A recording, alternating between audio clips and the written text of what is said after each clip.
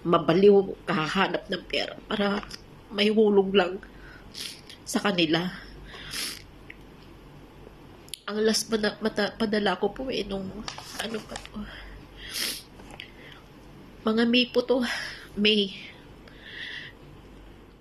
Ito po si Nanay, matapang po na lumabas. Ayan, lumabas na din po si Nanay. Isa din po itong nabiktima sa mga scammer sa OFW loan. Ayan, sa mga online loan na yan, mga lending na yan. So, tigilan na po natin yung mag-loan dyan sa mga online loan, OFW loan. Ay, lahat po yan ay mga scam, mga scammer. Sobrang dami na po ang mga lumabas na mga nabiktima po na na-scam sa lending na ito, lending loan na ito. So, bago po tayo magpatuloy, may lumabas po na scammer to. Scammer o basher lang po ba to? Ayan, pakita natin yung message niya. Ayan, no? So, baka gusto ko lang din po, kulang daw pong kumita. So, ito lang din ang isasagot ko sa kanya. Ayan, galing din to sa comment. Ayan, yan lang din pong isasagot ko sa iyo. Basahin natin.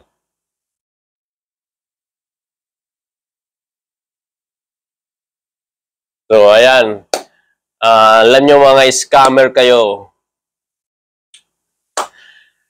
Kahit anong sabihin nyo, kahit gumawa pa kayo ng mga account na ibabash, gagawa at gagawa pa rin ako about dito sa mga na-scam para matulgodokan na yung mga ginagawa nyong kagaguhan. Ayan.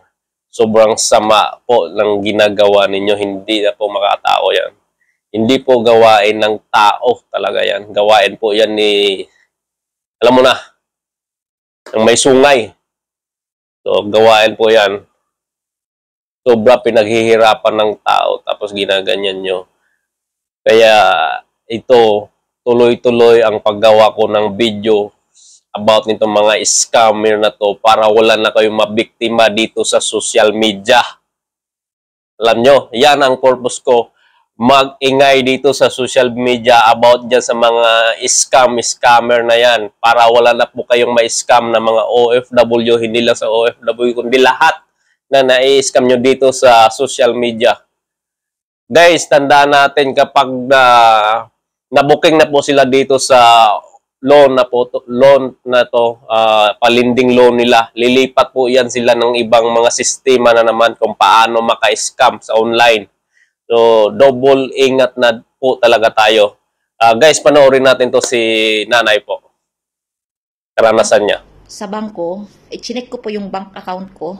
Wala naman pong pumasok na pera. Tapos, sabi nila, ay kasi may mali sa number. Yung middle po ng account number ko ay nagkabaliktad po. Tapos, sabi ko, ano pong dapat kong gawin? Kailangan ko na naman daw po mag-deposit kung ipaprocess kung kasi sayang daw po yun, sayang yung loan ko at saka yung deposit kong 20. Sige po, naghanap po ako talaga, nangutang po ako kung saan po sa kaibigan ko para ako po akong namalimos para kasi ang hinihingi po sa akin ay 15,000. Sabi ko, wala talaga ako. Sige, 12 na lang daw po. Sabi yung nag-a-assist po sa akin. Tapos nung na-deposit ko na naman po, nakahanap na po ako.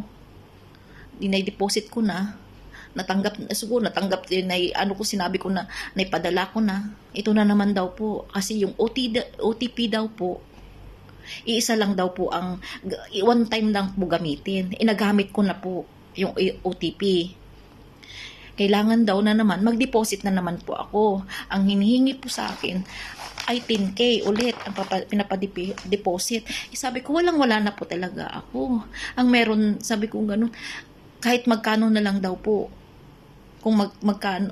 Sabi ko, wala po talaga ako. Kahit siguro 5. Sabi ko, wala na po ako eh. Sabi niya, sayang naman to. Napakalaki na. Sabi niya ganun. Isasayangin mo pa naman ito. Sabi niya ganun. Kaya ako nag-produce ulit.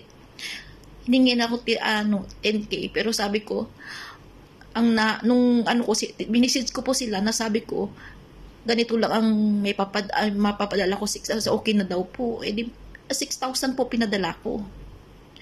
Tapos yun na po, inano ko po, nagbigay po sila ng OTP para makas out yung pera. Nung ano ko na po yung OTP, naglagay po na po, nag-ano na po siya na cash out. Tapos takbo naman po ako sa bangkot para withdraw. Pero wala po eh. Tapos, wala po akong wifi noon. Wala akong data kasi lumabas po ako.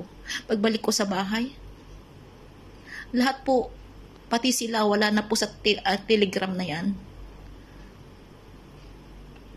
Nag-ano na po sila, naka-block na sila, nag-out na po sila sa Telegram. Yung conversation po namin, lahat po naman ng conversation at saka yung mga resibo na sa akin po. At saka ko po, na-screenshot ko po lahat ng conversation po namin. At saka yung unang na transaction pong tao. Pero, palagay ko po, hindi po nila yung pangalan eh. Pero yung ano po, yung kung saan po namin pinadala po sa na account, iisa lang po ang akin. Isang tao lang po ang pinadalahan ko. Bali 4,300 po dirhams ang napadala ko sa kanila. Inutang ko po yun. Inutang ko po. Sana wala na po silang malokong OFW. Kasi ang hirap po eh. Ang hirap, sakit po sa loob. Imbes na para sa pamilya mo na lang. Para sa mga scammer lang mapunta. Sayang po. Ang mga pinagpaguran namin, hindi po madaling kitain. Ang mali lang po namin doon, nagtiwala po kami. Siyempre, kapwa Pilipino maglulukuhan. Napakasakit. Tanggapin yun. Sa akin, kahit Ayan guys, medyo sinadya ko talaga to na lumabas talaga sila para kapag marami na lang lumabas talaga, siguro mapansin na talaga to ni Sir Rafi Tulfo. So sana matulungan po talaga sila. Sobrang dami po nila talaga.